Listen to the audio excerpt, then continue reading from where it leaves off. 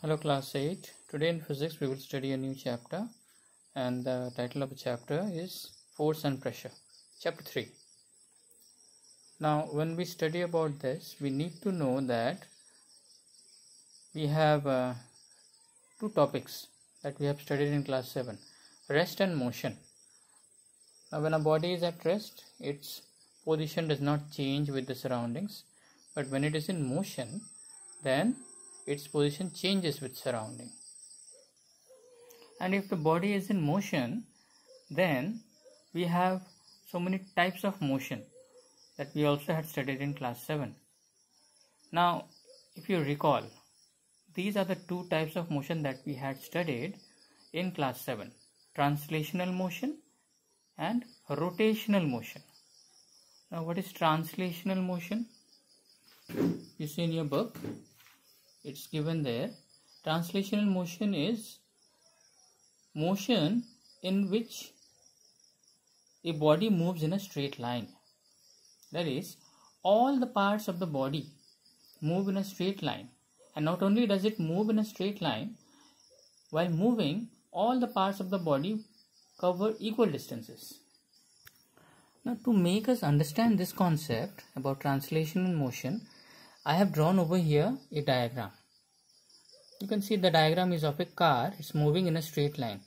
Just now we discussed that in translational motion, an object moves in a straight line. So this car also is moving in a straight line. And while it is moving in a straight line, now I have taken 3 points. Here this is the point of the car at the back. Now when the car moves, suppose the back portion of the car moves 5 meters and comes here. Same thing will happen for the middle portion of the car. This also will move the same distance, 5 meters.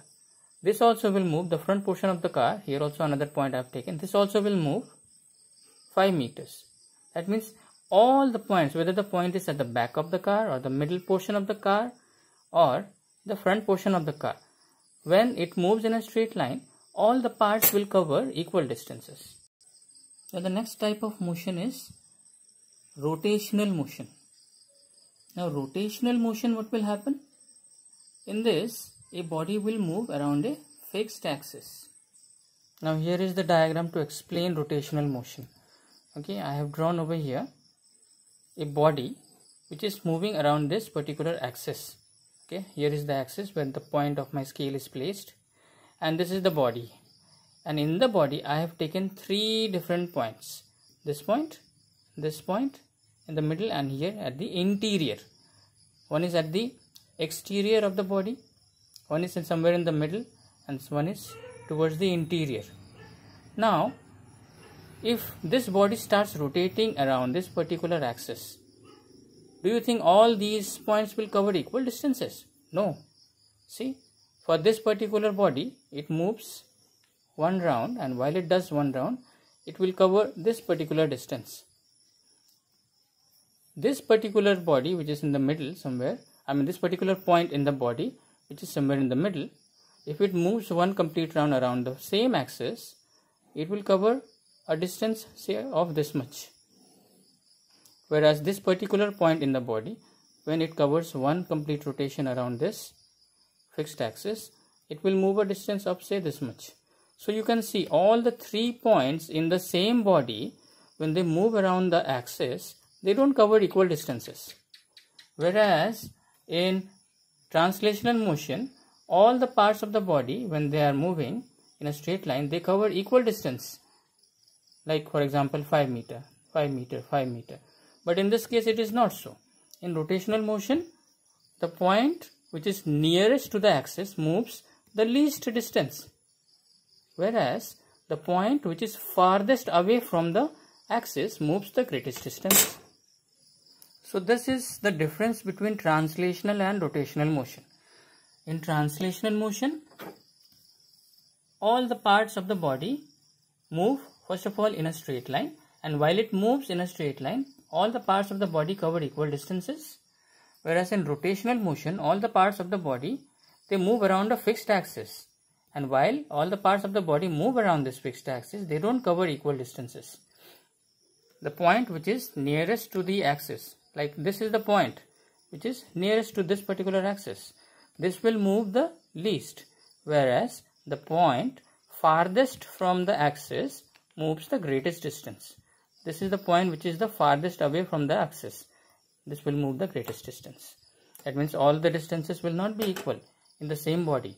All the points will not cover equal distances. So this is translational and rotational motion. Now why we are studying these two topics is, we are going to discuss a topic called torque. Okay. For that we need to understand rotational motion. Okay. This is what I was talking about. Torque, or we say moment of force. Now this is a force which is applied on a body which is attached to a fixed axis. Okay, like here we were dealing with a body which was attached to a fixed axis and all the parts of the body were moving around it. Okay, if you apply force on this particular body which is fixed at a fixed axis, then this body will not move in a straight line. Instead, its motion will be constrained or forced to move around this fixed axis in a rotational motion. So here is an example. Now this, I have drawn a diagram of a door. A door, a door has a fixed axis, and in that axis there are 3 hinges on which this wooden door is attached. Okay, now here is the knob of the door, or you can say the handle. Here is where we hold the door and push it open or pull it open, isn't it? So now if I hold this door knob, and whether I pull it or give a force on it to push it, what will happen to this door? The door will not start to detach from this hinges and move forward, will it? No. What it will do is, this door, if I suppose pull it towards me, this door will be set in a circular or rotational motion, in a rotational motion. Okay, this door will be set in a rotational motion. So this motion of the force, due to the force that I am giving, the motion of this door is known as moment of force, or we say torque. Okay, this is called moment of force or torque.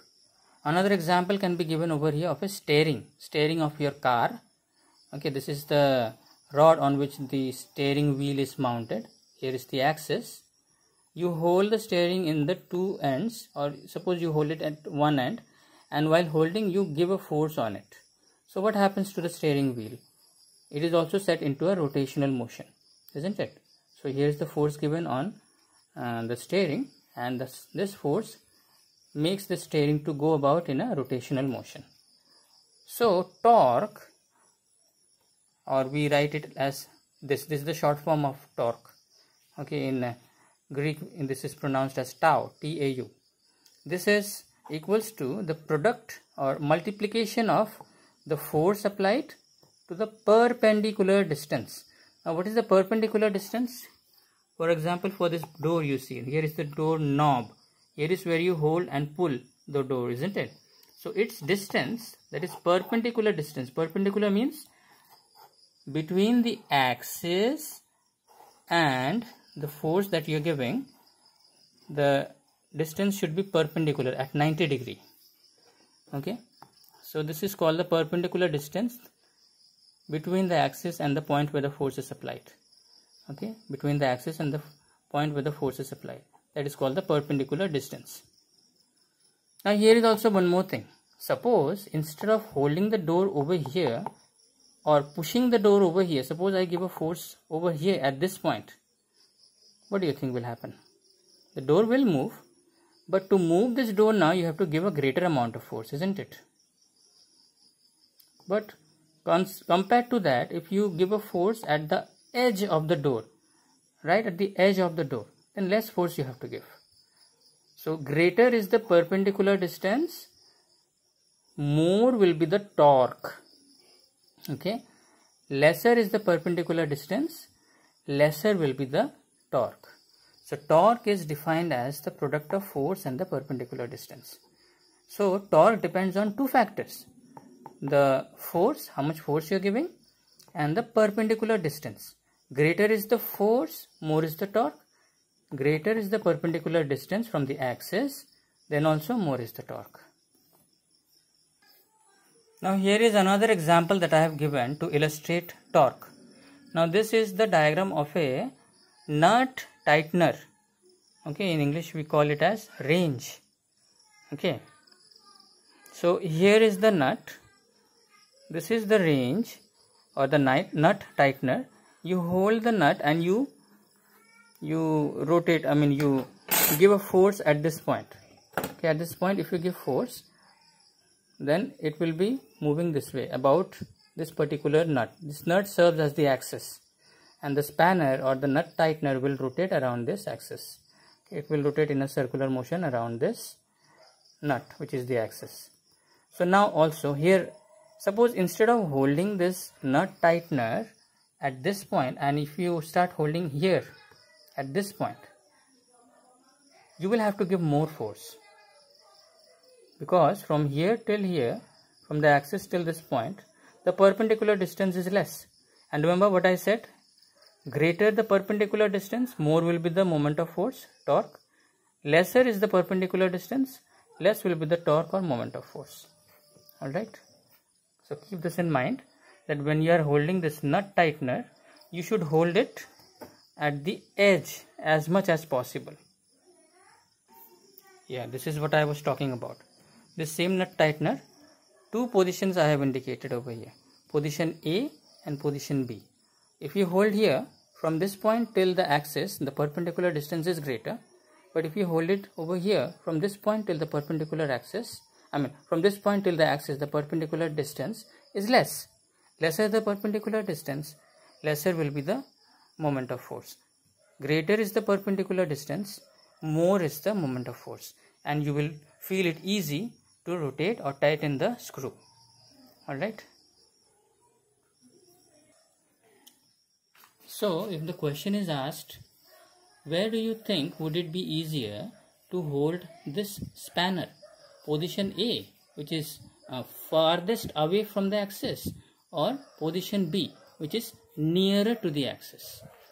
Okay, the answer is, it would be easier to hold this spanner on position A and then tighten the screw rather than position B, as in position A lesser force is required to tighten the screw, whereas in position B you have to give more force to tighten the screw.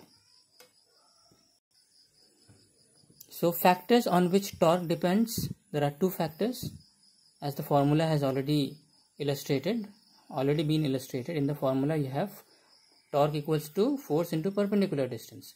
So torque also depends on these two factors. Okay, the first factor is force. Greater is the force, more torque is produced.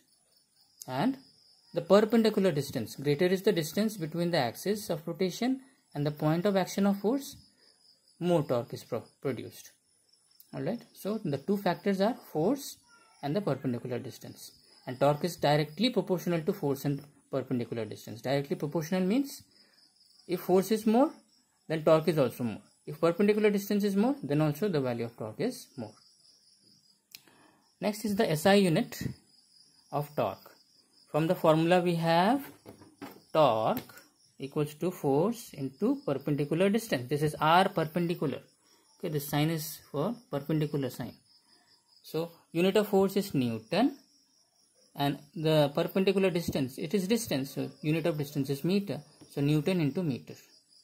Okay, Newton into meter. So SI unit of force is Newton into meter, or simply we say Newton meter.